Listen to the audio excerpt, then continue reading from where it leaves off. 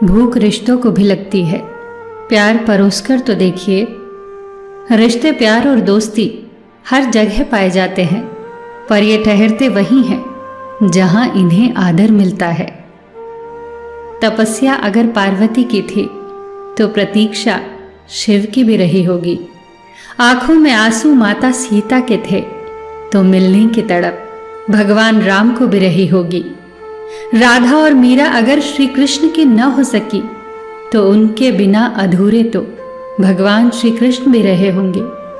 प्रेम तो ईश्वर के लिए भी सरल नहीं था, तो हम इंसानों के लिए भला कैसे हो सकता है।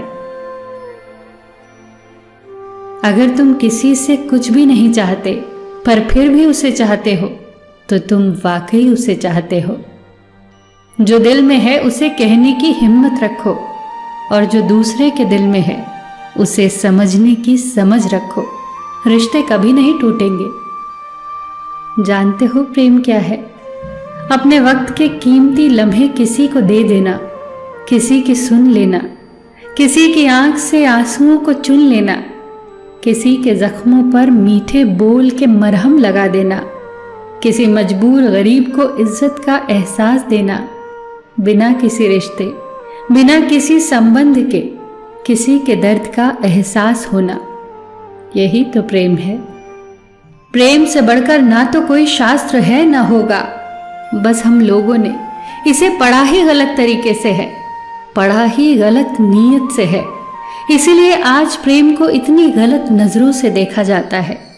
परमात्मा के बाद अगर दुनिया में कोई पवित्र चीज है तो वो है प्रेम। प्यार को परिपूर्ण होने की आवश्यकता नहीं है, इसे तो बस सच्चा होना चाहिए।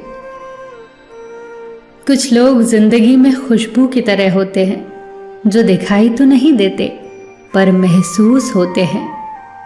इंसान को उसकी बुराइयों समेत स्वीकार करने वाला ही उसका सच्चा मित्र होता है, क्योंकि अच्छाइयां तो दुश्मन की भी आकर्षित कर लेती हैं। वो लोग कितने कमाल के होते हैं जो अपनी मौज में रहते हैं, साजिशें नहीं करते, नफरतें नहीं फैलाते, बस अपनी मौज में रहते हैं।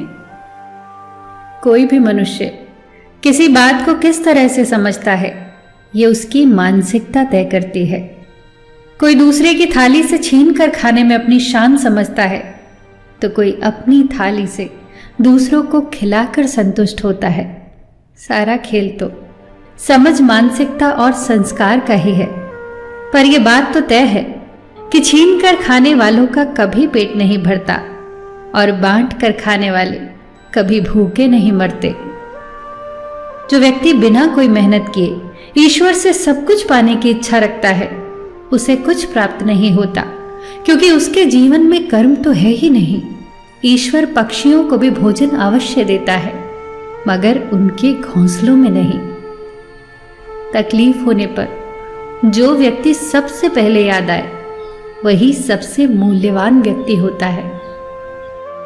ईमानदारी और बुद्धिमानी से किया हुआ कोई भी कार्य कभी व्यर्थ नहीं जाता।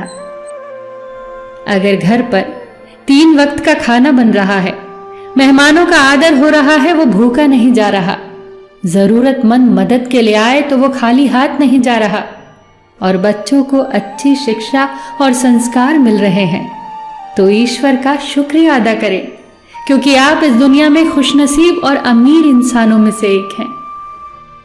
जीवन में वो व्यक्ति भाग्यशाली होते हैं जो सुख और साधन से संपन्न हो, लेकिन परम सौभाग्यशाली वो होते हैं जिनके पास भोजन के साथ साथ भूख भी है, बिस्तर के साथ साथ नींद भी है, धन के साथ साथ धर्म भी है, और विशिष्टता के साथ साथ शिष्टता भी है, सुंदर रूप के साथ साथ सुंदर चरित्र भी है, संपत्ति के साथ साथ स्वास्थ्य भी है, बुद्धि के साथ विवेक भी है, परिवार के साथ साथ प्यार भी है, सामर्थ्य के साथ साथ दया भी है, और पद के साथ साथ प्रतिष्ठा भी है। आप सब परम सौभाग्यशाली बने, यही मनोकामना है। सबका ख्याल रखना, पर अपना भी ख्याल रखना। हमेशा मुस्कुराते रहना, कभी अपने लिए तो कभी अपनों के लिए।